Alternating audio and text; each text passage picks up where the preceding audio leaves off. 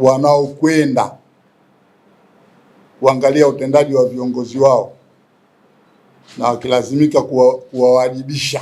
Sasa kwa BAKWATA hii kitu hamna. Kuna mkutano mkuu ambao kwa sababu wanachama hamna unahudhuriwa na hao viongozi wa BAKWATA.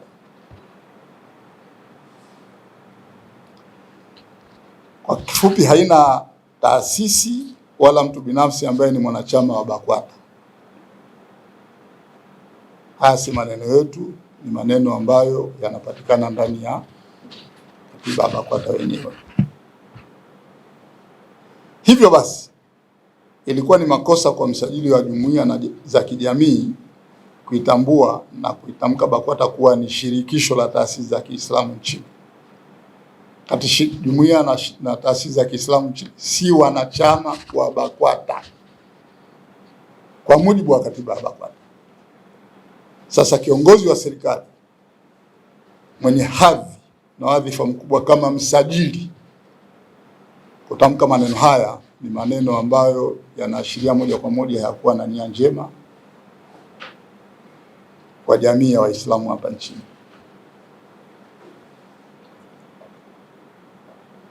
Na kimsingi ukiangalia kwenye katiba ya BAKWATA muundo wao kama taasisi ya serikali. Na serikali huwa haina wanachama. Inakuwa na viongozi waandamizi na viongozi wa kawaida na watendaji. Ndivyo BAKWATA ilivyo.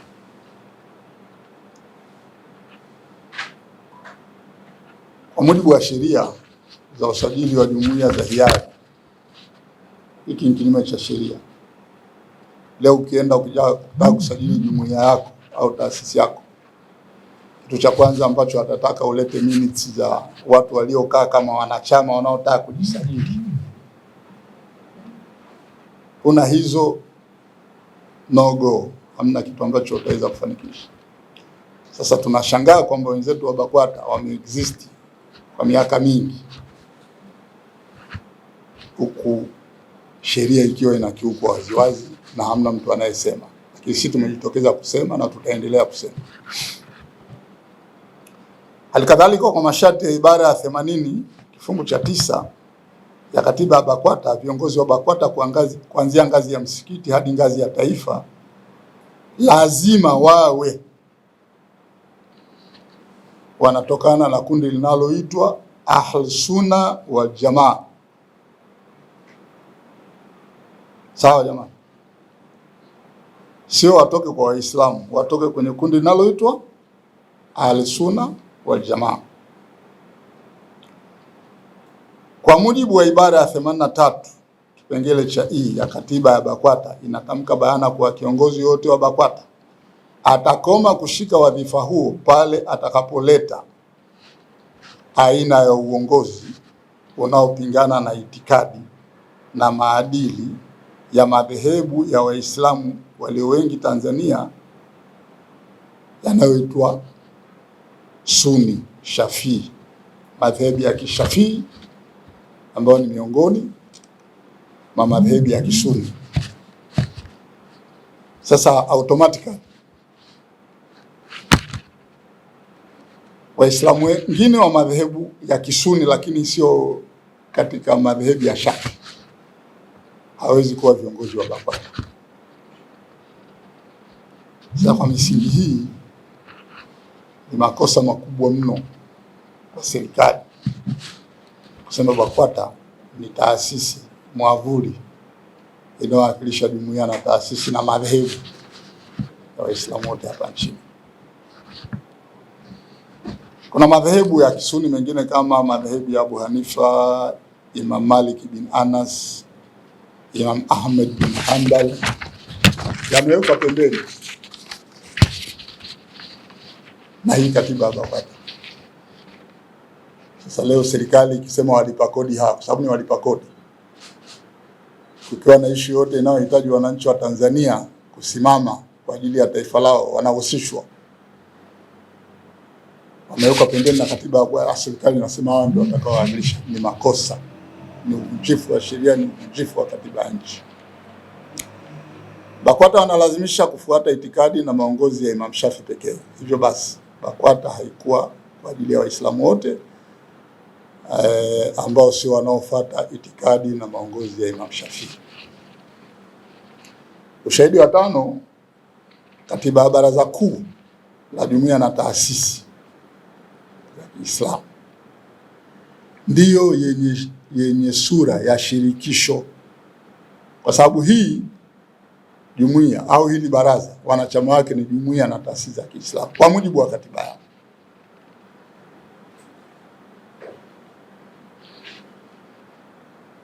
Na mkutano mkuu wa Baraza Kuu la Jumuiya na Taasisi wanaokuja ni wawakilishi wa zile jumuiya na taasisi ambao ni wanachama. Hivyo basi ni wazi kabisa kwamba ukitaka chombo kinachoweza kuitwa kwamba kinawakilisha sehemu kubwa Waislamu nchini ni hili Baraza Kuu la Jumuiya na Taasisi, kwa sababu kikatiba wao ndio ambao wana wanachama na wanachama wao ni jumuiya na taasisi. Ushahidi wa sita,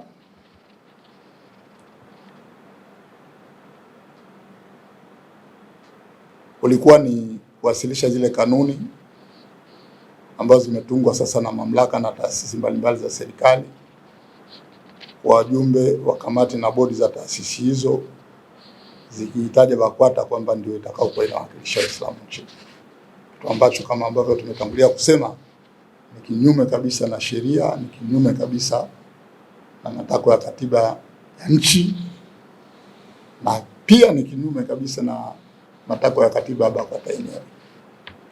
Na ushahidi wa mwisho ulikuwa ushahidi wa saba.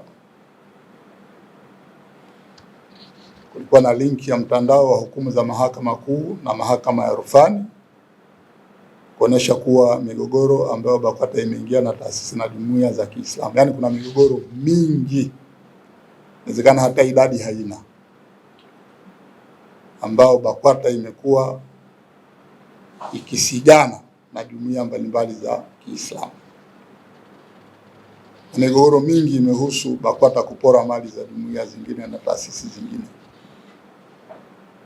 Yani watu kama taasisi mnakaa mahala kufuatana na katiba yenu, mnasema tufanye 1, 2, 3, 4, mnafanya.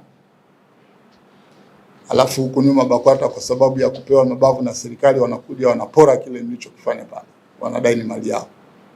Na kuna maeneo mengi wamefanikiwa, japo kuna maeneo mengi pia wamefeli, kwa sababu watu wameenda mahakamani kupinga na kuna kesi zinaendelea zilizozalishwa na hii migogoro.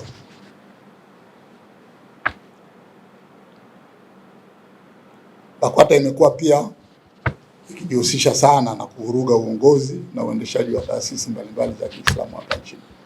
Nyinyi na taasisi yenu tu mnaweza mkakaa mkakuta mnaletewa barua kwamba BAKWATA haitambui uongozi. Sasa najiuliza, hasa haitambui kivipi, inahusikaje? Lakini ndio washakutengenezeni mazingira ya kuwavuruga, kwa sababu baada hapo wataleta polisi. Na polisi kwa sababu ya kile tulichokisema kwamba taasisi nyingi za kiserikali zimejitengenezea kanuni na miongozo ya kuitambua BAKWATA kama ndio taasisi pekee, watakuja wakiitwa. Sasa nyie ambao mna haki mnageuzwa ndio ma victims. Kwa hiyo huu ushahidi pia ulipelekwa mahakamani na ulizingatia vifungu mbalimbali vya katiba ambavyo vimekiuka. Walalamikaji walidai serikali imekiuka ibara ya 3 kifungu cha kwanza cha katiba ya Jamhuri ya Muungano wa Tanzania inayotamka kuwa Jamhuri ya Muungano ni nchi isiyo na dini. And the moment nchi ikiwa haina dini, kwa maana mfumo wa kiutawala hauna dini, ni makosa mfumo huo wa kiutawala kutengeneza mazingira ya kuikumbatia dini fulani. Huku ni kuvunja katiba ya nchi direct. Sasa Waislamu walilionyesha hili wale tuliofungua kesi kwamba serikali ilikuwa inakiuka hiki kipengele cha ibara ya katiba ya Jamhuri ya Muungano wa Tanzania. Pia ilikuwa inakiuka ibara ya 19 kifungu cha 2 cha katiba ya nchi inayotamka bayana kuwa shughuli na uendeshaji wa jumuiya za dini zitakuwa nje za mamlaka ya nchi. Sasa kama zitakuwa nje ya mamlaka ya nchi, alafu wewe umetengeneza kanuni na taratibu za kusema BAKWATA ndio pekee, manake umeshaingilia taratibu wa kuendesha dini, na kwa maana hiyo umekiuka hii ibara ya katiba. Hivyo upendeleo wa taasisi moja wa dini dhidi ya nyingine, au kutaka Waislamu wote kuwa chini ya BAKWATA, au kupendelea kiongozi mmoja dhidi ya wengine katika taasisi ni kukiuka masharti ya ibara hii ya 19 kifungu cha pili inayotaka kuwe na uhuru wa kuendesha taasisi za dini bila kuingiliwa na serikali, yani wawe na autonomy.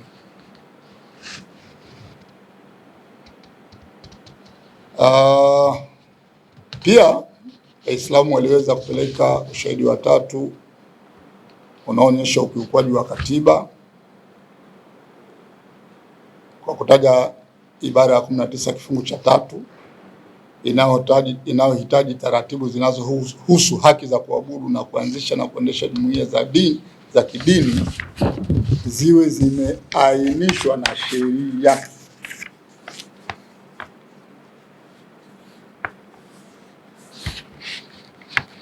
Sasa kwa sababu sheria haisemi kwamba BAKWATA ndio itakao kuwa mwavuli wa Waislamu, lazima wanapotaka kujisajili au kufanya mambo yao wapeleke udhamini wa BAKWATA, ni kiuka hii ibara. Ibara nyingine iliyokiukwa kwa mujibu wa walalamikaji ni ibara ya 20 kipengele namba 1 ya katiba ya nchi inayotoa haki ya uhuru wa mtu kuchanganyika na kushirikiana na watu wengine kwa hiari yake na kwa amani. Ndugu wanahabari,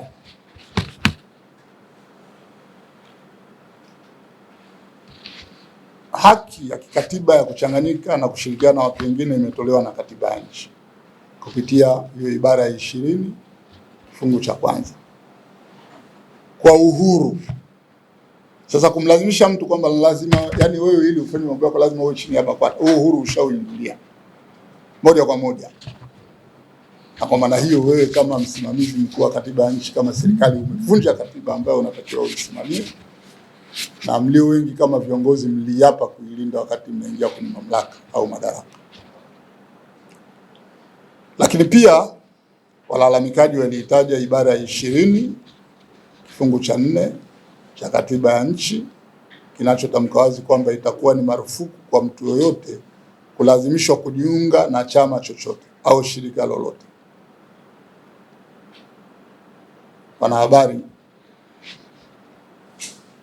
ibara hii ya 20 kifungu cha 4 cha katiba ya Jamhuri ya Muungano wa Tanzania inakuruhusu wewe usiwe mwanachama wa chama chochote wala jumuiya yoyote kujiunga na chama au shirika au hiari yako. Sasa serikali kwa kupitia ofisi zake, kwa maana ya msajili wa vyama, kwa maana ya RITA na ofisi ya mwanasheria mkuu wa serikali, inawalazimisha Waislamu wawe chini ya BAKWATA. Hapa katiba ya nchi imevunjwa moja kwa moja, ibara ya 20 kifungu cha 4. Maamuzi ya Mahakama Kuu baada ya kuwa imesikiliza hoja za pande zote mbili. Mahakama Kuu imekubaliana na walalamikaji kuwa katiba imekiukwa na kutamka kuwa BAKWATA si taasisi ya Waislamu wote wa Tanzania. Taasisi kuu. BAKWATA si taasisi kuu ya Waislamu wote hapa Tanzania. B. Kitendo cha msajili wa jumuiya za kijamii na kabidhi wasifu mkuu walazimisha Waislamu na taasisi za Kiislamu kupata barua za utambulisho kutoka BAKWATA pekee ni kinyume na katiba ya nchi. Ndugu zangu wanahabari, haya ndio maamuzi ya mahakama.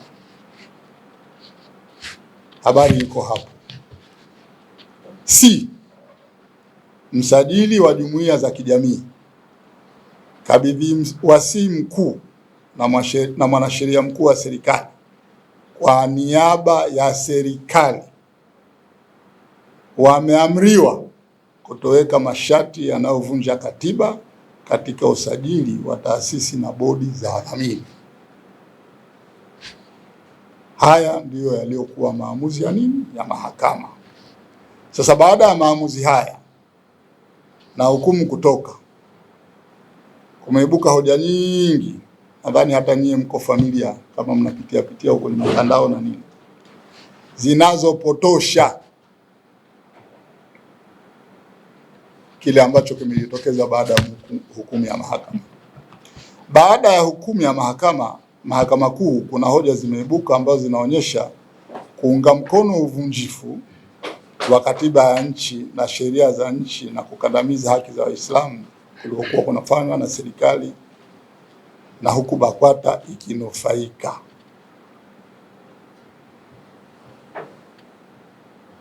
Mosi, hoja ya kuunganishwa BAKWATA kwenye shauri la kikatiba. Ikumbuke kuwa BAKWATA ndio wanufaika wa uvunjisho wa katiba ya nchi na sheria mbalimbali za nchi na haki za Waislamu ambao umekuwa ukiendelea kwa muda mrefu. Hakukuwa na namna yote ambayo ungeweza ukaendesha shauri hili bila kuingiza BAKWATA kama sehemu ya shauri, kwa nafasi yao kama wanufaika. Kwa hiyo basi, wanaolalamika kwamba kwa nini BAKWATA iliingizwa wanasahau kwamba BAKWATA ndio chimbuko la haya malalamiko, sababu bila wao kuwepo na kupewa hiyo special status na serikali, singekuwa na haja ya watu kulalamika. Kwa hiyo lazima BAKWATA wawe ni sehemu ya shauri. Pili,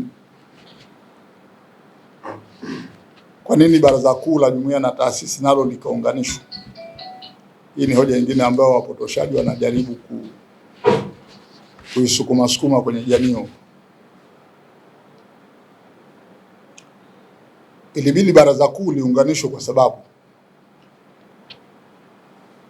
awali lilikuwa linadhamini jumuiya na taasisi za kujiandikisha na hakuna tatizo, lakini baada ya muda kukawa na barua rasmi kutoka kwa mamlaka zinazohusika kukataa ule udhamini unaofanywa na Baraza Kuu la Jumuiya na Taasisi za Kiislamu.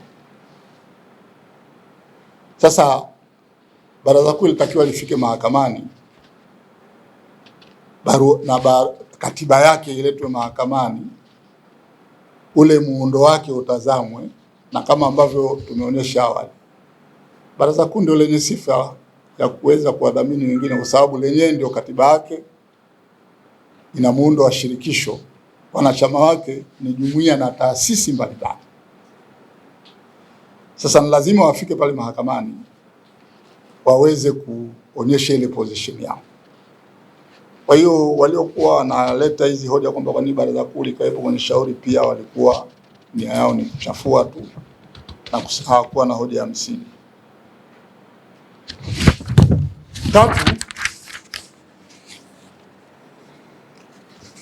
kuna wengine wanaokuja na hoja kwamba hukumu inaweza kuyumbisha amani na usalama, yaani amani ya Tanzania na usalama inaweza kuyumbishwa na hukumu iliyotolewa na mahakama. Hoja hii pia ilitajwa na msajili wa jumuiya za kijamii pale Borisa wilayani Kondoa kwenye hafla ya BAKWATA tarehe 20 mwezi wa 6 2024. Msajili alileta taswira kwamba BAKWATA ni muhimili wa amani nchini, ingawa hakuweka wazi hiyo dhana ameitoa wapi. Hoja hii haina mashiko. Amani, umoja na mshikamano wa Waislamu hauletwi na haujawahi kuletwa na BAKWATA, bali na Qur'an na Sunna za Bwana Mtume Muhammad sallallahu alaihi wasallam. Mikusanyiko mikubwa ya kila siku inayofanywa na Waislamu kupitia ibada zao misikitini na hata ibada nyinginezo nje ya misikiti ni kielelezo cha kwamba wao kama Waislamu ni watu wenye furaha na mapenzi makubwa, na wao kama wao hawana tatizo miongoni mwao. Sasa kujaribu kupandikiza kwamba hii hali imeletwa na BAKWATA si kweli hata kidogo. Hoja hii haina mashiko. Umoja, amani na mshikamano wa Uislamu kama nilivyotangulia kusema unaletwa na Qur'ani na Sunna. Kwa bahati mbaya hili sio darasa la Qur'ani na Sunna, lakini ungekuwa na hilo darasa mngeweza mkajionea ni kivipi. BAKWATA toka ilipoundwa imekuwa ikileta mifarakano na migogoro katika jamii ya Waislamu nchini, na ushahidi ni mwingi, na kama nilivyosema awali kuna migogoro mingi na mingine iko mahakamani. BAKWATA wamejaribu kwenda kwenye jumuiya na taasisi mbalimbali kupora mali zao huku, kuvuruga uongozi na kadhalika na kadhalika. Niwape tu mfano mmoja. Kuna jumuiya inaitwa Africa Muslim Agency. Siku hizi wamebadilisha jina, wanajiita Muslim Aid. Ni taasisi inayotokea nadhani Kuwait. Zamani walikuwa wanasaidia sana jamii za Kiislamu wa Tanzania maeneo mbalimbali, kujengea misikiti, kuchimbia visima vya maji na nyingine, na haulizi chochote, wanaiona mnahitaji, wanawasaidia. Miaka kadhaa iliyopita pale mjini Moshi walijenga shule na kituo cha kulelea mayatima kwa maombi ya wakazi wa eneo fulani pale Moshi. Baada ya BAKWATA kuona kwamba kile kituo kimeshakamilika, wakawafuata wale wazee waliotoa mashamba yao ili kituo kijengwe kwa vitisho. Najua Mtanzania ni mtu aliyeelewa kuwa muoga, yani kitisho yetu wa mamlaka anaogopa. Mwisho akauliza sasa tufanyeje? BAKWATA wakasema wanyang'anyeni. Sasa tutawanyang'anya vipi? Wakasema akawafungulieni mashtaka kwamba walivamia ardhi zenu wakajenga bila ridhaa yenu. Wale wazee walifungua mashtaka, na Africa Muslim Agency walipoitwa wakashangaa sana, lakini wakamwambia hakimu wako tayari kurekebisha hiyo situation kwa kwenda kuondoa yale majengo. Wakapeleka matingatinga yakabomoe wasafishe yale maeneo. BAKWATA kuona hivyo wakakimbilia tena kwa wazee kwamba nendeni mahakamani mkaweke zuio. Wale wazee wakaenda tena, sasa mbona wanabomoa? Mahakama ikasema sio wamevamia ardhi yenu, wako tayari kuondoa. Sasa tatizo liko wapi? Sasa kilichotokea ni kwamba from that moment Africa Muslim Agency hawatoi tena msaada wa kujenga chochote bila ile ardhi pale kukabidhiwa na wakawa na title deed. Wanajua wakiwa na title deed iko salama chochote watakachoendeleza pale. Sasa mnaweza wenyewe mkaona kupitia mfano huu jinsi gani BAKWATA imekuwa ikitengeneza mazingira ya migogoro huko na ikiwavuruga watu bila sababu yoyote. Juzi nilikuwa na jamaa yangu mmoja kutoka Singida amenionyesha kitu mpaka karibu nilie. Wazee wa Singida wameomba watu wa diaspora walioko Dar es Salaam, Arusha na nchi za nchi huko na nini, hebu tujengeeni taasisi ya mfano hapa. Watu wakaingia kwenye kuchanga na kujenga taasisi kubwa, lakini hivi sasa imesimama kwa sababu Sheikh wa BAKWATA mkoa alienda pale akaleta vurugu nyingi sana. Sasa watu wakaona tunachanga hela zetu kwa nia nzuri, alafu vurugu sasa tugombana na watu kwa ajili ya nini? Asilimia kubwa wame-withdraw kutoka kwenye ile project. Yule jamaa yangu nikamwambia yeye ndio baki endeleeni, sababu hii ni kwa ajili ya Uislamu na sio kwa ajili ya mtu. Sasa yani kila mkoa wa nchi hii unaweza ukawa na mifano ya namna hii. Kwa hiyo kama nilivyosema, BAKWATA tangu ilipoundwa imekuwa ikileta mifarakano na migongano mingi kwenye jamii ya Waislamu nchini, imekuwa ikivunja katiba na sheria za nchi na haki za Waislamu. Pili, imekuwa ikipelekea Waislamu kukosa haki zao nyingi sana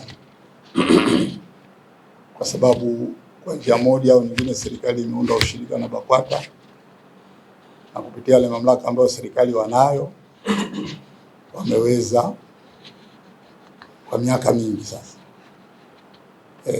kuonyesha kwamba serikali, yani kuonyesha kwamba BAKWATA itakachosema wao ndio watakisikiza, na matokeo yake ni Waislamu kuumia na kukosa haki zao. Hayo yote yanavunja katiba ya nchi kama nilivyosema awali, yanavunja sheria za nchi, na kibaya zaidi yanavunja kwa mbali kabisa haki za Waislamu.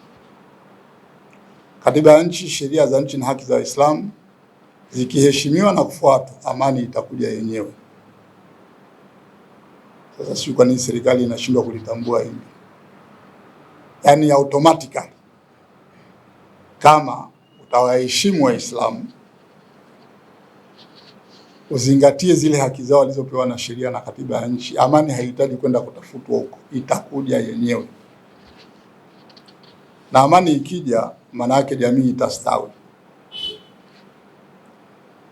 Si jambo jema kuleta taswira kuwa Waislamu kupelekea shauri la mahakamani, yani kupeleka shauri mahakamani ni kwenda kinyume na waasisi wa taifa hili, watunzi wa katiba ya Jamhuri ya Muungano wa Tanzania na bunge ambalo lilipitisha sheria.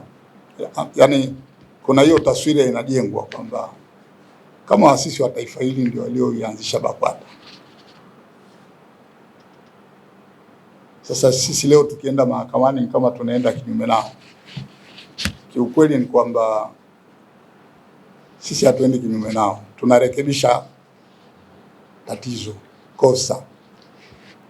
Na tusipofanya hivi, hatulitendei ili taifa haki hata kidogo. Kwa sababu kama unajenga mazingira ambayo yanaendelea kuleta dhuluma na kusababisha watu wasiridhike, mazingira haya ndio ambayo yanaweza yakaishia kuvunja amani. Sasa waasisi wa taifa hili wao wakati wanali-envision, wanataka kulijenga, walikusudia liwe taifa ambalo lina ustawi na amani imejaa. Makosa huwa hayakwepeki kutengenezeka hapa na pale. Tunachofanya sisi ni kurekebisha hayo makosa ili kweli hiyo amani iliyokusudiwa iweze kutamalaki. Na badili ya Waislamu kushikana mashati kimaandamano huko, okay, maandamano pia huwa ni haki, na kuna wakati hamna namna, you have to resort to that kind of action. Lakini huenda sio haki nzuri sana, sio njia nzuri sana, kwa sababu unapofanya vitu kama vile huwa una disrupt haki za wengine. Yaani bwana, ukiingia barabarani unaandamana afu yakapigwa mabomu, watu wakakimbiza, unaweza ukakanyaga mtoto wa watu, na yani kuna vitu vingi ambavyo si sawa. Kwa unapokuwa na possibility ya kuepuka hatua kama zile, ziepuke. Sasa moja ya possibility hizo ni kwenda mahakamani. Unaenda mahakamani, wenye mamlaka ya sheria bwana, baada ya kukusikilizeni wanatoa kauli yao, ndio kama hivi. Kwa hiyo Waislamu wametumia njia ya mahakama kuikataa BAKWATA, na mahakama imetoa msimamo wake. Sasa hii ni njia nzuri, njia ambayo kumbugudhi mtu yoyote. Waliobugudhika sana sana ni wale ambao kilichokuwa kinaendelea ndio kilikuwa kinawanufaisha. Of course I understand. Watu kama BAKWATA ambao wameiba mali nyingi za Waislamu, wameuza mali za Waislamu, wamefanya hukumu kama hii kwa inawaathiri sana, lazima walalamike. Kwa sababu huenda kitakachofuata baada ya hapa, sio lazima sisi, wanaweza kaibuka watu wengine kuanza kudai zile mali kwa njia hii ya mahakama. Sasa ni lazima waanze kujenga mazingira ya kuonesha haikuwa nzuri kwenda mahakamani sio kama hivi. Lakini sinasema ni njia nzuri ya kusawazisha tatizo, kuondoa kasoro na kujenga amani. 4, Mwanasheria mkuu wa BAKWATA aliwaambia umma kuwa walalamikaji walikuwa na madai 5 lakini 4 wameshindwa. Yaani sisi tulikuwa na malalamiko 5. Kwa mujibu wa yule mwanasheria 4 tumeshindwa. Lakini mwanasheria huyo alikuwa tu anaupotosha umma, kwa sababu alikuwepo mahakamani wakati hukumu inasomwa, nakala ya hukumu anayo, lakini hakuweza kusema.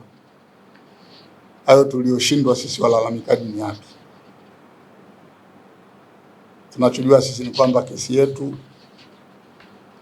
hakuna hata dai moja ambalo mahakama haikutuona kwamba hatukuwa sahihi.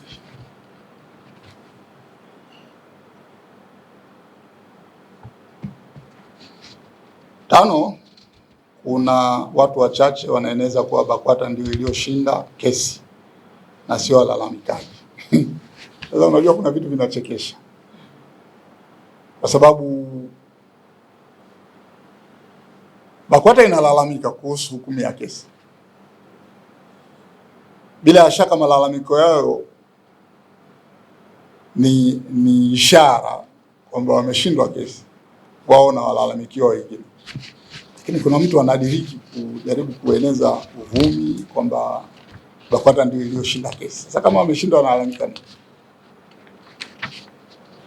Kimsingi walioshinda hii kesi ni Waislamu wote wa Tanzania. Wote. Sio wale waliopeleka shauri mahakamani. Kwa sababu hata wewe ambaye unaweza ukaona huna maslahi ya direct na hiyo hukumu ya mahakama kwa sasa, huwezi kujua kesho na kushukuta itakuwaje. Unaweza ukahitaji pia kwenda kusajili taasisi yako. Tumeshakujengea, tumeshafisha njia, tumeweka mazingira mepesi. Hii biashara ya kuambiwa kalete barua ya BAKWATA udhaminiwe, uenda kule ukienda udaiwe chochote, haipo. Kwa hiyo walioshinda hii kesi ni Waislamu wote. 6, kuna hoja kwamba Sheikh Ponda Isa Ponda anautaka umufti baada ya kukosa ubunge kwa jimbo la Temeke. Ubunge wenyewe wa 2025 Oktoba. Ndugu zangu, hili shauri lilifunguliwa Novemba 6, 2024. Takriban mwaka mmoja kabla ya harakati za kugombea nafasi mbalimbali za uongozi kwenye uchaguzi mkuu wa mwaka 2025. Na miongoni, huyu hakujiunga katikati ya kesi, ni miongoni mwa waasisi wa hili shauri mahakamani. Sasa hoja ya kuleta kwamba anataka umufti baada ya kushindwa ubunge inatokea wapi? Ni mambo ya kipumbavu yasiyo na kichwa wala miguu.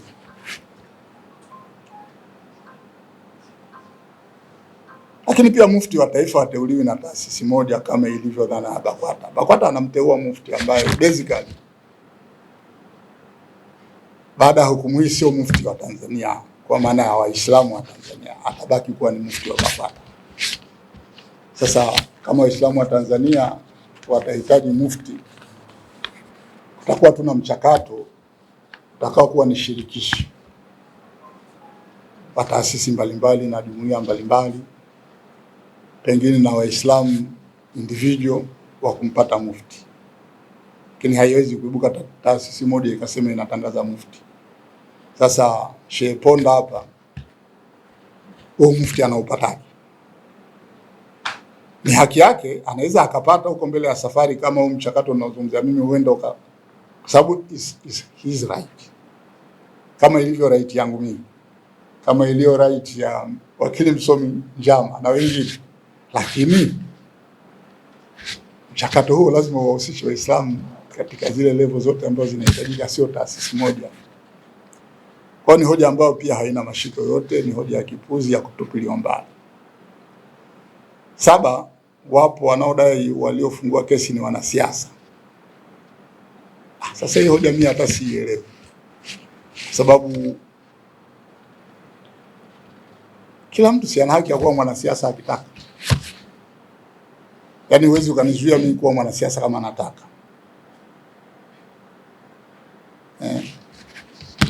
Miongoni mwa waasisi wa BAKWATA alikuwa ni Rashidi Mfaume Kawawa. Alikuwa mwanasiasa tena mkubwa kabisa. Hakuna mtu aliyewahi kuleta hoja kwamba ni mwanasiasa yule. Katika serikali zilizotawala nchi hii awamu mbalimbali, hususan awamu ya kwanza, ilikuwa ni common practice kwa Mwalimu Nyerere kuteua wanasiasa tena wa ngazi za juu, mapadri, kushika nyadhifa mbalimbali. waziri na kadhalika.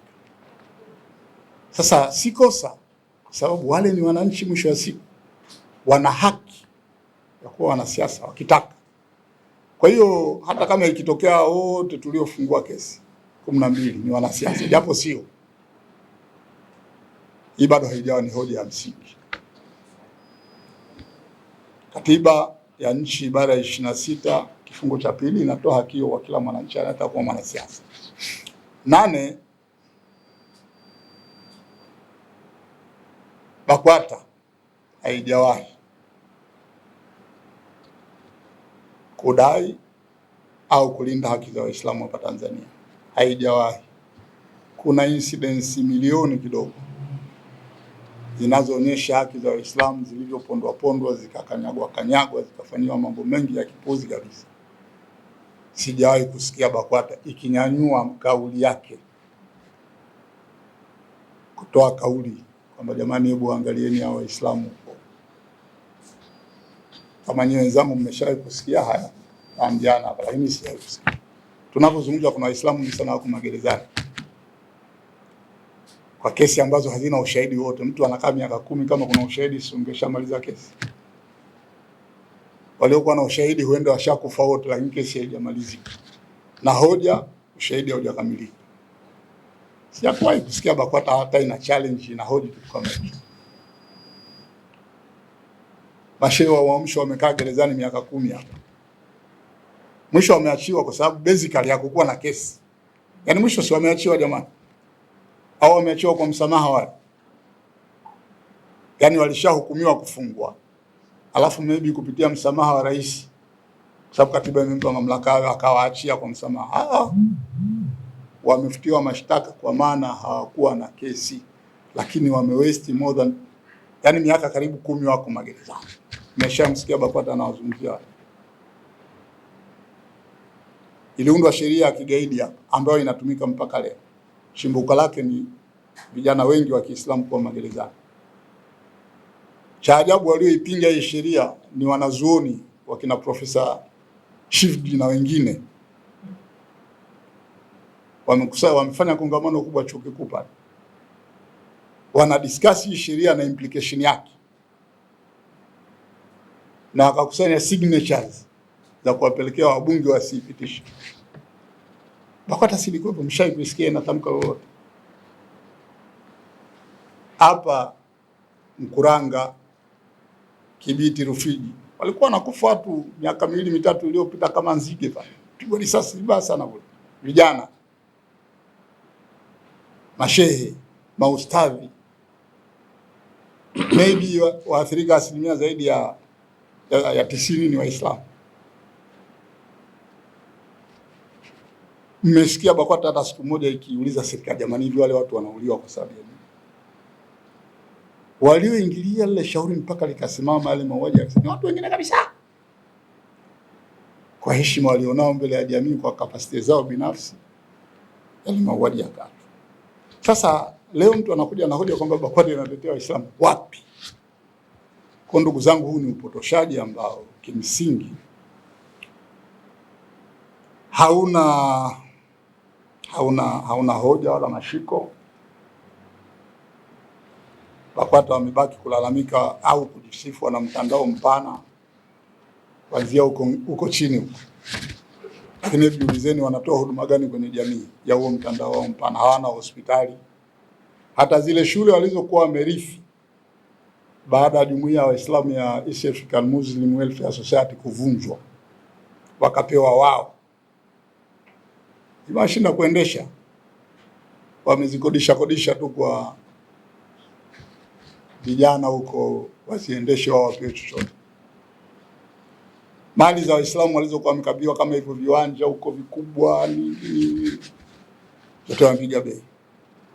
Kwa hiyo hizi sio hoja za msingi, ni hoja za kipuuzi kabisa, na nawaomba wananchi wa Tanzania hususan Waislamu wazipuuze, tupilia kwa mbali. Mwisho, tunaiomba serikali ya Jamhuri ya Muungano wa Tanzania kuhakikisha kuwa katiba ya nchi, sheria za nchi na haki za Waislamu zinaheshimiwa na kulindwa, na kuhakikisha kuwa BAKWATA hawanufaiki tena na huo uvunjifu wa katiba ya nchi na sheria ambao umekuwa ukifanyika kwa muda mrefu. Huo ndio wito wetu kwa serikali, na ni mwisho wa tamko letu kama jumuiya na taasisi za Kiislamu ambao tuliwatuma wawakilishi wetu waende mahakamani kufungua kesi kwa niaba yetu. Tamko hili limesainiwa na katibu wa jumuiya na taasisi za Kiislamu Sheikh Ponda Isa Ponda. Jamani, katibu mkuu wa jumuiya na taasisi za Kiislamu Tanzania ni Sheikh Ponda Isa Ponda, sio tukatengeneza cheo ambacho sio. Hiyo ndio cheo chake, na yeye ndiye aliyesaini hili tamko na imesomwa na mimi. Mimi naitwa Juma Hussein Kilagai, ni mjumbe wa jumuiya na taasisi za Kiislamu Tanzania, na nilikuwa miongoni mwa wale Waislamu 12 ambao tulifungua shauri mahakama kuu. Asanteni sana. Haya, mwandishi, nadhani mambo yanasikika, uamuzi umetolewa. Nakaribisha maswali. Ndio. Kuna maswali katika tamko. Karibuni. Nitambulisha somo gani? Makala waandishi. Asalamu alaykum. Makala za waandishi. Kutoka Kawabe Media. Na karibu. Na maswali matatu. Kuna mwenye kalamu na mimi sina kalamu.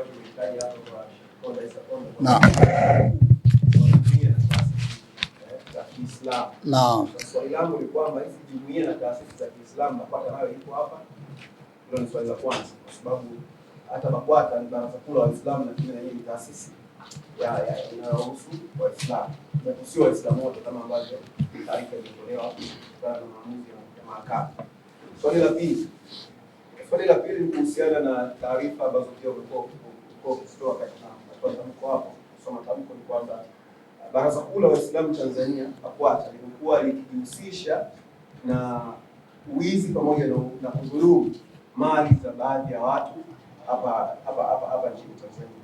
Sasa pengine kama tunaweza kupata mifano ya moja kwa moja au mifano ambayo inadhihirika ili kuweza kuliweka hili jambo sawa, kwa sababu pia kutuhumu mtu au kuituhumu taasisi bila kutoa ile mifano ambayo inaweza kuonekana moja kwa moja inaweza isiwe sawa sana.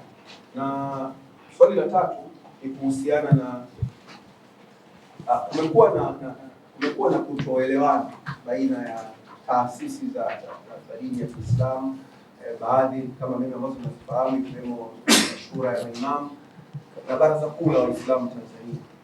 Swali langu ni kwamba katika huku kutokuelewana ilishawahi kutokea ama kuna jitihada zozote ambazo huwa zinafanyika pengine kuliweka hili sawa ili kuweza kuondoa hii mgongano na sintofahamu, pengine kukaa meza moja na BAKWATA kuweza kujadiliana ni namna gani ambavyo pengine inaweza kupatikana kwa taasisi moja ambayo itaunganisha Waislamu wote nchini Tanzania? Hilo ndilo swali langu la tatu. Nashukuru sana.